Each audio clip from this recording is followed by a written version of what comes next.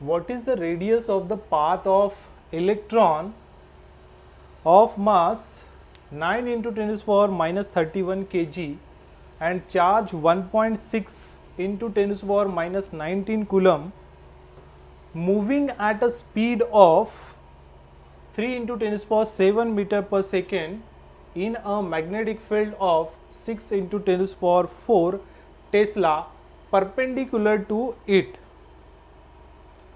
तो इस क्वेश्चन में आपको इलेक्ट्रॉन के बारे में बताया गया है। वो इलेक्ट्रॉन किसी मैग्नेटिक फील्ड में से परपेंडिकुलरली पास होगा। तो उनकी कुछ वैल्यूज दी हुई है और वो जो कंडीशन है हमें दिया हुआ है उसकी हम सबसे पहले डायग्राम बना लेते हैं। सो दिस इज द डायग्राम। इस डायग्राम में हमने मैग्नेटिक फील्ड लिया हुआ है और जो मैग्नेटिक फील्ड हमें दिया हुआ है जिसका वैल्यू है दैट इज वो है 6 into 10 to the power minus 4 tesla. इतना मैग्नेटिक फील्ड दिया हुआ है और इसमें एक इलेक्ट्रॉन जिसका मास, मान के चलते हैं कि ये एक इलेक्ट्रॉन है जिसका मास आपको दिया हुआ है, mass m is equal to the value is 9 into 10 to the power minus 31 kg। मान के चलते कि ये इलेक्ट्रॉन यहाँ से यहाँ तक आया और ये आया है with a velocity v is equal to that is 3 into 10 to the power 7 metre पर सेकेंड। इतनी वेलोसिटी से ये इस मैग्नेटिक फील्ड में आ रहा है और हमें कंडीशन भी दिया गया है परपेंडिकुलर टू इट, मतलब इसकी वेलोसिटी इसके मैग्नेटिक फील्ड के साथ में परपेंडिकुलर रहेगी, मतलब एक दूसरे के साथ में ये 90 डिग्री का एंगल बनाएगी। सो this is the perpendicular case. यहाँ पे वेलोसिटी का डायरेक्शन ये है, मैग्नेटिक फील्ड का डायरेक्शन ये है। तो ये कंडीशन हमें दिया हुआ है। आगे ये भी बोला गया है कि इसका जो चार्ज है, इस इलेक्ट्रॉन के ऊपर में जो चार्ज है that is Q is equal to 1.6 into 10 to the power minus 19 coulomb. इतना चार्ज इस इलेक्ट्रॉन के ऊपर में है। तो सबसे पहले हम ये जो इलेक्ट्रॉन अगर मैग्नेटिक फील्ड के अंदर में आता है तो किस तरीके का ट्रैजेक्टरी ये परफॉर्म करेगा वो हम सबसे पहले बता देते हैं।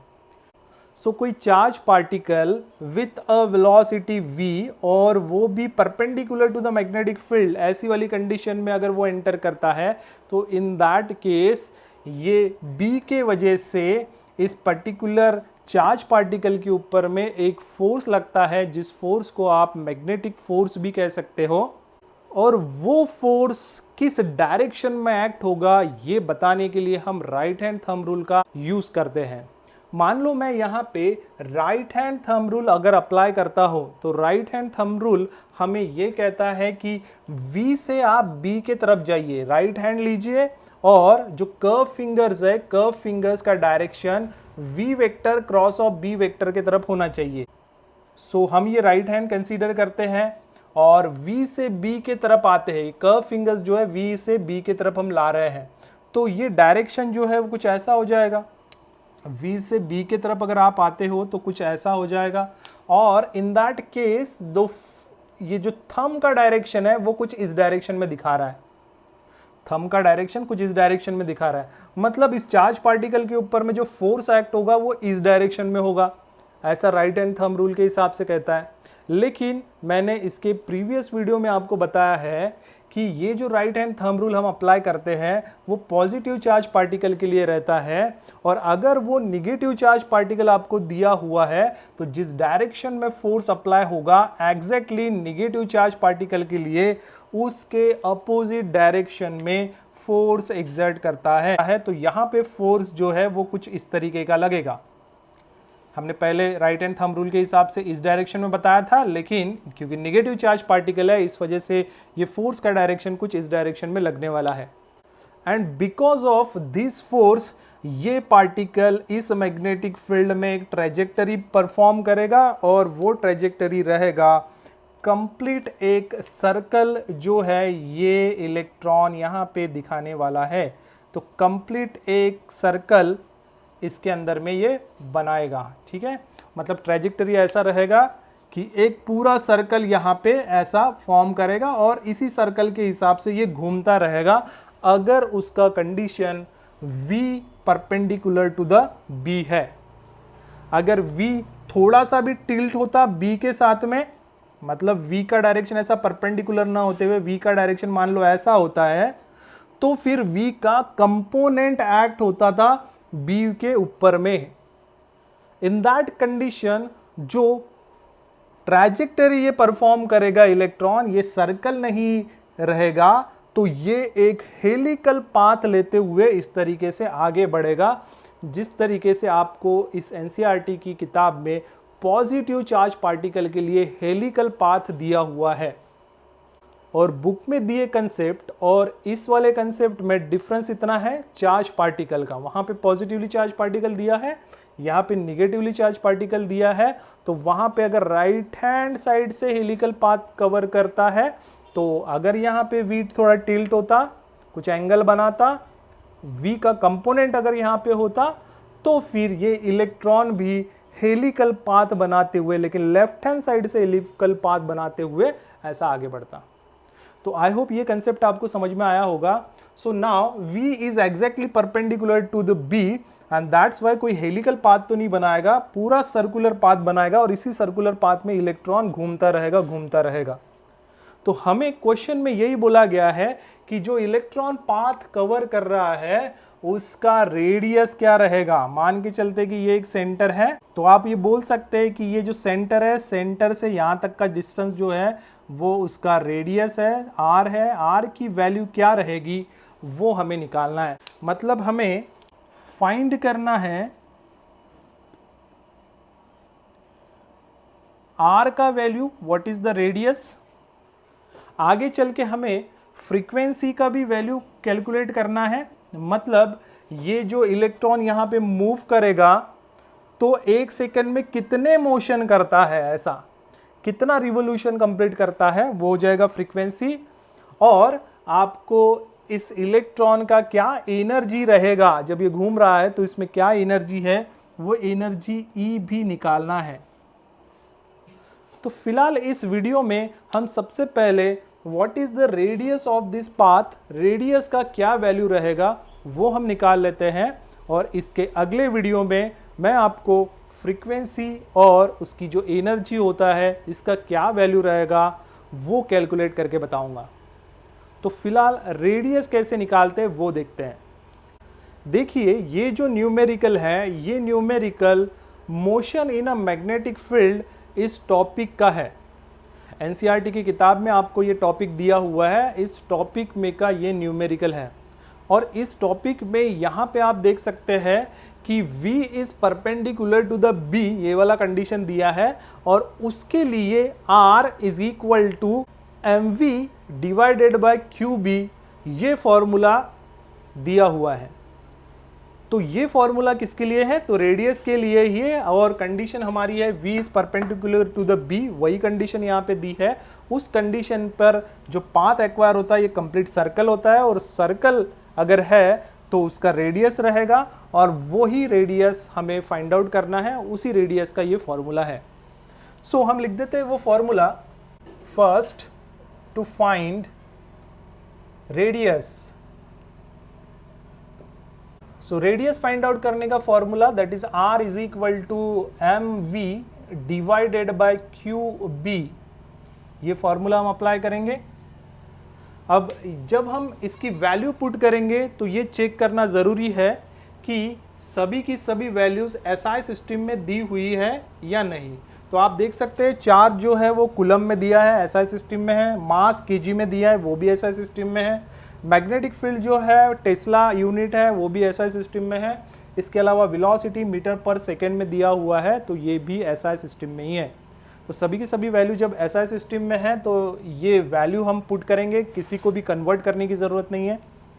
तो वैल्यूज हम पुट कर देते हैं। Therefore R is equal to, M का वैल्यू आपको दिया हुआ है 9 × 10⁻31, 9 × 10⁻31 इंटू V का वैल्यू है 3 × 10⁻7 मीटर पर सेकेंड, 3 × 10⁻7 मीटर पर सेकेंड डिवाइडेड बाय चार्ज है 1.6 इंटू 10⁻⁻19 कूलम, 1.6 इंटू 10⁻⁻19 कूलम, और मैग्नेटिक फील्ड का जो वैल्यू हमें दिया हुआ है वो है 6 इंटू 10⁻⁻4, 6 इंटू 10⁻⁻4। अब हम इसको कैलकुलेट करते हैं और इसका आंसर निकालते हैं। तो इसका कैलकुलेशन आप कुछ इस तरीके से कर सकते हैं, सिंपली दिस इज 3 2 6, ये कैंसिल हो रहा है। यहाँ पे देखिए 10⁻⁻19 और यहाँ पे 10⁻31 दिया है।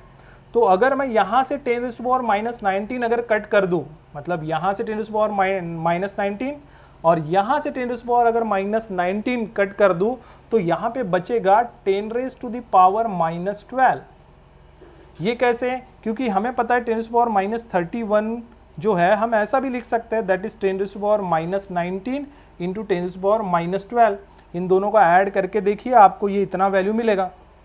तो अगर मैं मतलब ये -31 को इस तरीके से स्प्लिट किया हुआ है, ठीक है, जैसे ये मान लीजिए इसके जगह पे मैंने ये लिखा है और नीचे में क्या है, तो नीचे में मान लीजिए कि ये 10⁻19 है, तो ऑब्वियसली 10⁻19 10⁻19 ये क्या हो जाएगा, कैंसिल हो जाएगा और बचेगा 10⁻12। तो इसी तरीके से आगे में भी जो है आपको सिंपली तरीके से कट करना है। जैसे आप अभी यहाँ पे भी ले सकते हैं, 10⁻4 है और मैं यहाँ से 10⁻4 कट कर देता हूँ। अगर मैंने यहाँ से 10⁻4 कट किया तो बचेगा यहाँ पे 10⁻8, क्योंकि हमें पता है 10⁻12 को हम ऐसा लिख सकते हैं 10⁻8 इंटू 10⁻4। अब 10⁻12 के जगह पे अगर मैंने ऐसा लिख दिया और उसके नीचे में डिवाइड में मान लो अगर 10⁻4 है, तो आप 10⁻4 10⁻4 कैंसिल कर सकते हैं, तो बचेगा 10⁻8। कुछ इस तरीके से कैलकुलेट करना है, थोड़ा इजी तरीके से हो जाएगा। सो अभी जो भी वैल्यूज़ रिमेनिंग है वो हम लिख देते हैं। सो वैल्यू इज़ 9 इंटू यहाँ पे 10⁻8 और ये है 10⁻7 डिवाइडेड बाय 1.6 इंटू 2, इतना बचा हुआ है, बाकी सब तो कैंसिल हो गया है, ठीक है। यहाँ पे 3 2 6 हमने किया था, तो इसलिए ये 2 यहाँ पे आ गया है, ठीक है। तो अभी चलो इसको भी कर देते हैं सॉल्व। तो ये हो जाएगा 9 इंटू, इसको सॉल्व करेंगे तो दिस इज 10⁻1, और मैं अगर इसको ऐसा लिख दूँ 1.6 की जगह पे अगर मैं 16 कर दूँ इसको, तो ये ऐसा हो जाएगा 16 पॉइंट, मतलब राइट में शिफ्ट होगा। अगर राइट में शिफ्ट होता है तो इंटू 10⁻- लिखा जाता है, और 1 डिजिट ही शिफ्ट किया मैंने तभी जाके 16 हुआ, मतलब पॉइंट अभी यहाँ पे है। तो फिर यहाँ पे आएगा 1 और इंटू ये जो 2 है वो इसके साथ में लिख दिया। सो 10⁻1 10⁻1 यहाँ से भी कैंसिल।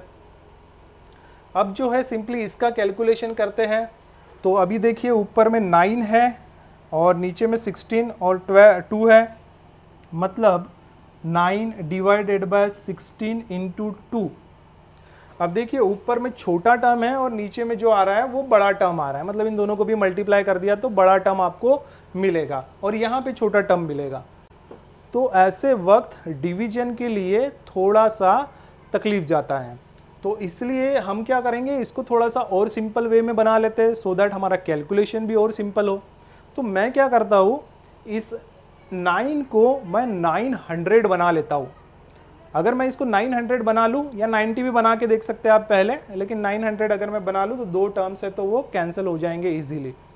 तो 900 में सबसे पहले बना के देखता हूँ, सो दैट मैं उसको कैंसिल कर दूँ आगे चल के। तो देखिए इसको हम कुछ ऐसा भी लिख सकते हैं, that is R is equal to 9 को मैं 900 बना रहा हूँ, 900 अगर बना रहा हूँ मतलब 0.9 के बाद में है, और इस पॉइंट को मैं 2 डिजिट आगे में शिफ्ट कर रहा हूँ, ऐसा हो जाएगा।